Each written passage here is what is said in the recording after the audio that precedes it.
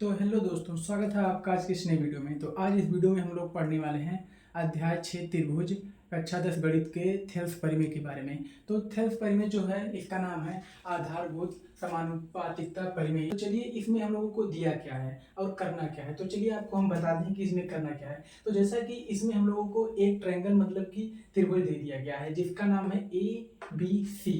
और इसमें एक चीज और दे दिया गया है हमको, उसका नाम है ये जो डीसी है, डीसी डीई है, डीई पैरेलल है बीसी के।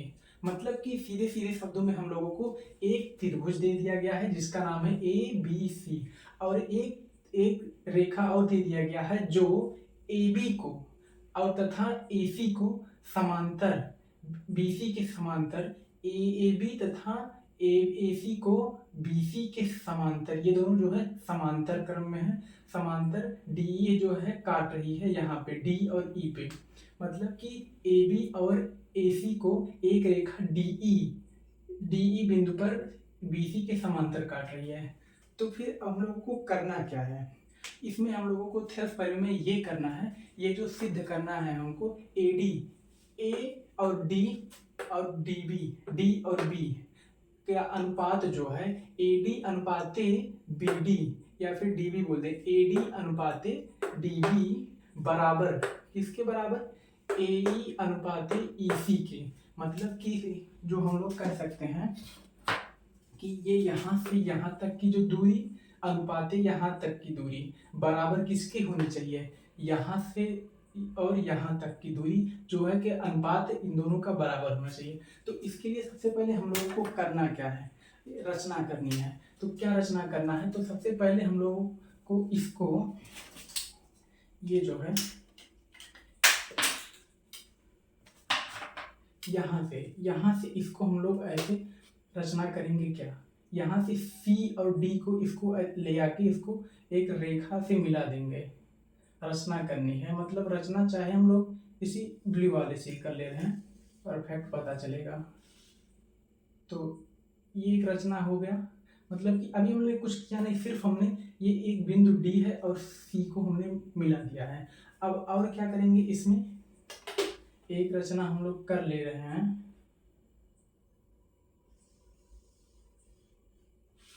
ये यहाँ से यहाँ तक को हम लोग ले आके मिला दे रहे हैं। अब जब यहाँ तक हो गया हमारा, तो अब क्या, इसमें कितने त्रिभुज बन रहे हैं, एक त्रिभुज तो ये पूरा बड़ा वाला है और एक ये वाला है, तो इतना गिनेंगे तो हम लोगों का यहाँ पे 6 से 7 त्रिभुज बनेगा। तो हम लोगों को इसमें अब कुछ नहीं करना है। तो इसमें हम लोगों को अब 2 त्रिभुज उठाना है। कौन कौन सा त्रिभुज, त्रिभुज मतलब कि हम लोगों को ये समांतर है और ये समांतर है। अब हम लोग को 2 त्रिभुज उठाना है। कौन सा, त्रिभुज सी डी ई, त्रिभुज सी डी ई और त्रिभुज B E D, C B E और त्रिभुज बी डी ई।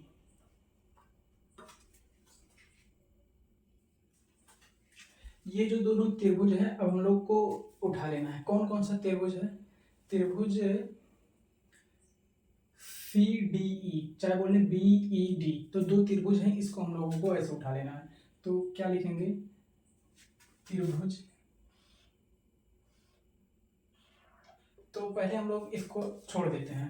तो हम लोग देखेंगे कि ये जो त्रिभुज, ये दोनों त्रिभुज है हमारा, ये कहाँ स्थित है। तो देखिए 2 समांतर रेखाएं हैं, ये जो 2 समांतर रेखाएं यहाँ पे हम लोग बना दे रहे हैं कि ऐसे 2 समांतर रेखाएं हैं। ये डी, इसका नाम है डी और इसका नाम है ई, और ये समांतर रेखा जो इसके दोनों समांतर रेखा है इसका नाम है बी। ये थोड़ा छोटा रहेगा,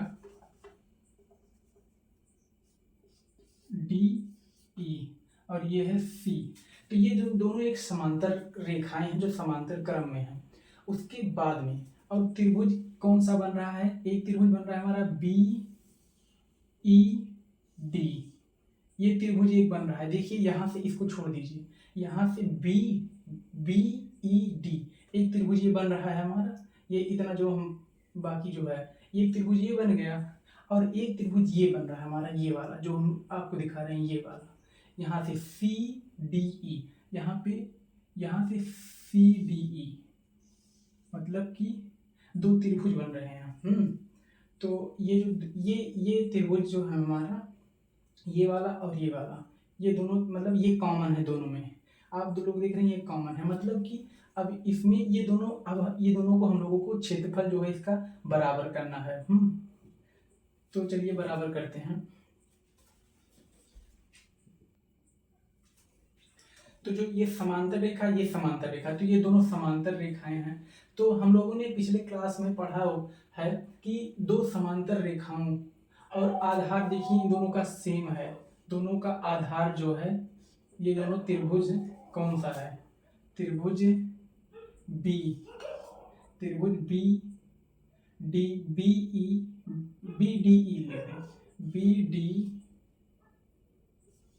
ई में त्रिभुज बी डी ई तथा त्रिभुज सी डी ई में, सी डी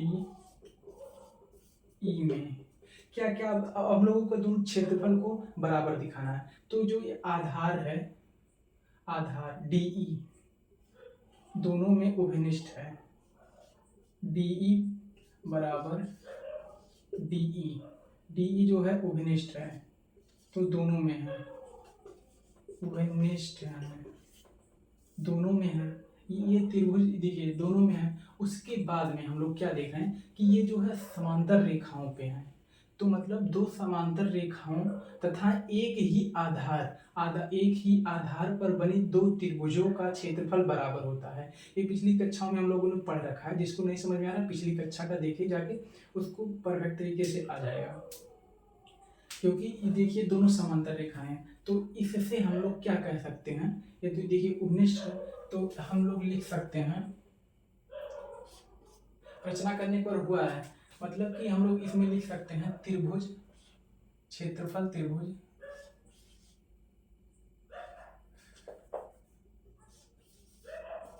क्षेत्रफल त्रिभुज कौन सा त्रिभुज है? त्रिभुज बी ई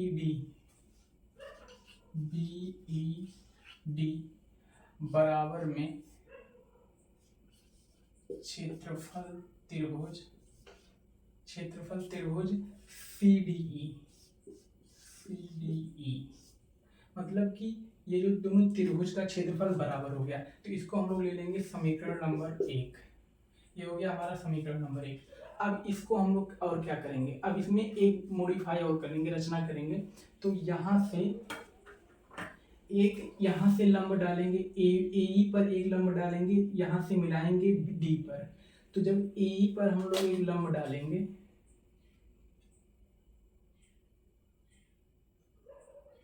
डी पे लाएंगे, ये 90 डिग्री का है, ये 90 डिग्री का है। ए पर एक लंब जब डालेंगे, यहाँ पे लाएंगे डी तक, उसके बाद में यहाँ से एक लंब डालेंगे, मतलब कि यहाँ से ए से एक लंब डालेंगे, ई पर लाएंगे। यहाँ तक आप लोगों को समझ में आया? आई होप कि आ जाना चाहिए। तो जैसा कि हम लोगों ने जब यहाँ पे कर दिया है, यहाँ पे एक लंब यहाँ पे उठाया और एक लंब यहाँ पे, अब हम लोग दो त्रिभुज और लेंगे। कौन कौन सा त्रिभुज? त्रिभुज ए डी ई।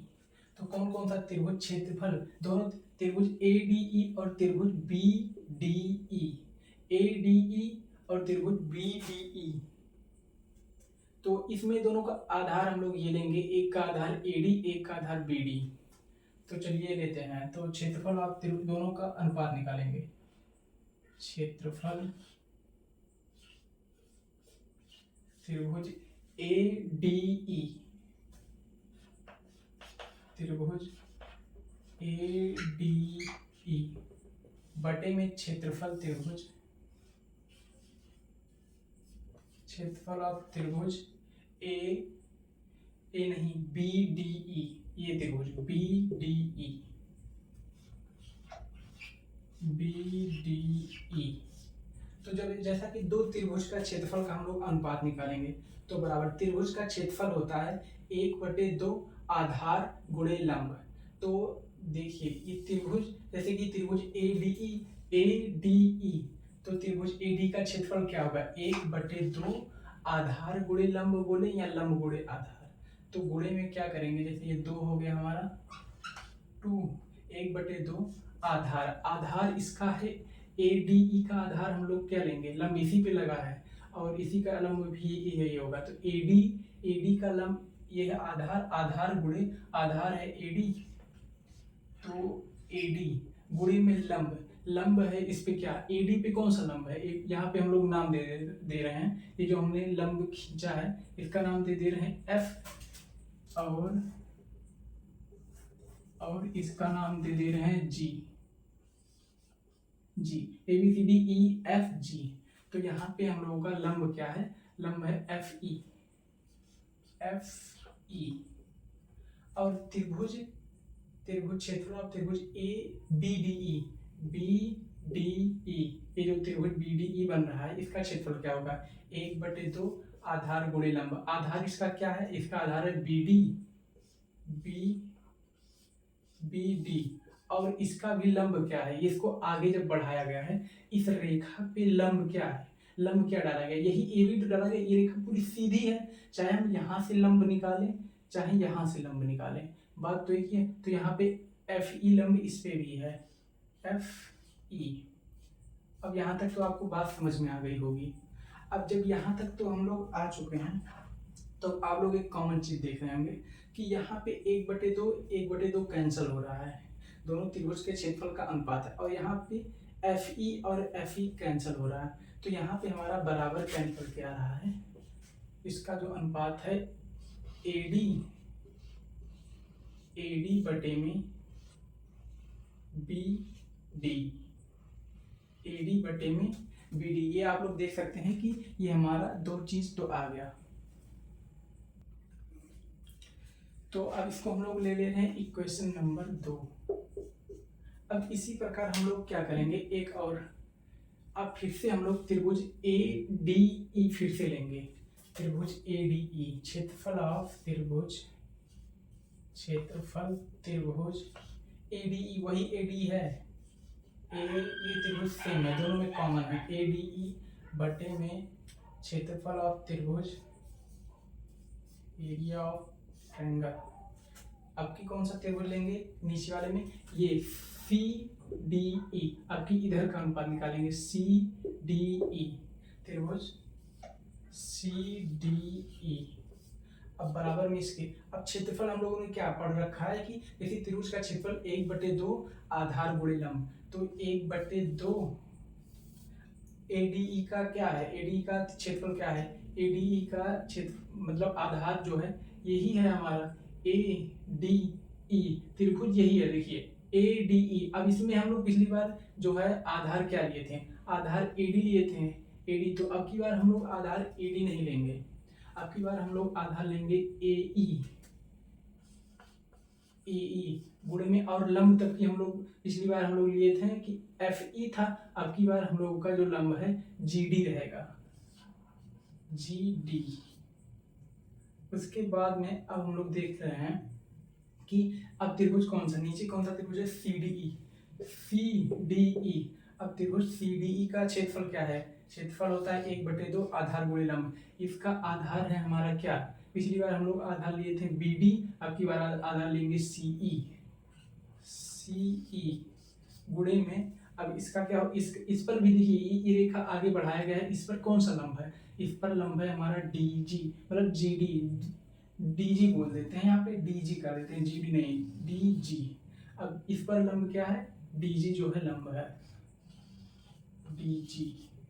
अब फिर से पिछली बार की तरह हम लोग कैंसिल करेंगे, ये कैंसिल हो गया, ये कैंसिल हो गया, और इक्वल हमारा निकल के क्या है, ए ई बटे में सी ई बटे सी ई। अब इसको हम लोग ले रहे हैं इक्वेशन नंबर 3। अब आप लोग देख सकते हैं कि ये जो इक्वेशन 1 2 3 है, 1 2 3 से हम लोगों का सीधे सीधे निकल के क्या आ रहा है, एडी बटे में बी डी, एडी बटे में डी बी बोले या बी डी बोले, बात एक नहीं है, लेकिन थोड़ा मतलब चल सकता है, चल सकता नहीं क्या मतलब कि बात एक ही है, समझ लीजिए, चाहे एडी बटे में डी बी बोले, चलिए डी बी ही अब के लिख दे रहे हैं, यहाँ पे डी बी कर लीजिए, और क्या डी बी बस, और यहाँ पे ई सी EC हो गया। तो अब क्या समीकरण एक दो व तीन से क्या है AD बटे में समीकरण 1 व 2 व 3 से AD बटे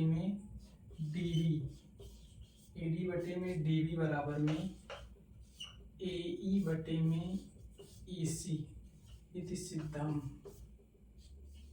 मतलब हेंस प्रूफ।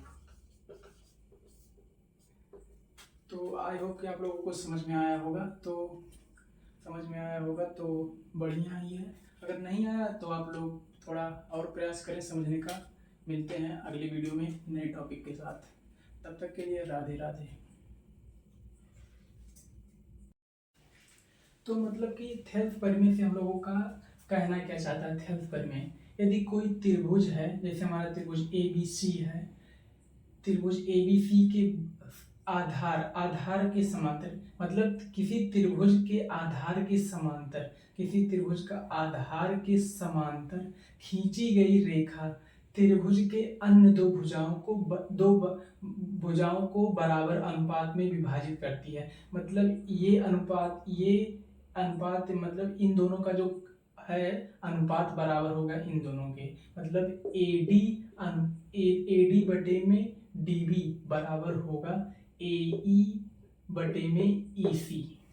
तो आप लोग समझ गए होंगे कि किसी त्रिभुज के आधार के समांतर खींची गई रेखा, किसी त्रिभुज के आधार के समांतर खींची गई रेखा त्रिभुज की अन्य दो भुजाओं को बराबर अनुपात में विभाजित करती है। तो ये अनुपात और ये अनुपात होगा हमारा बराबर AD बटे में DB बराबर में AE बटे में EC। आप लोग देख सकते हैं। अगर जो किसी को नहीं समझ में आएगा तो हमारे व्हाट्सएप चैनल पे आप लोग प्रश्न फिर से पूछ सकते हैं। तब तक के लिए धन्यवाद।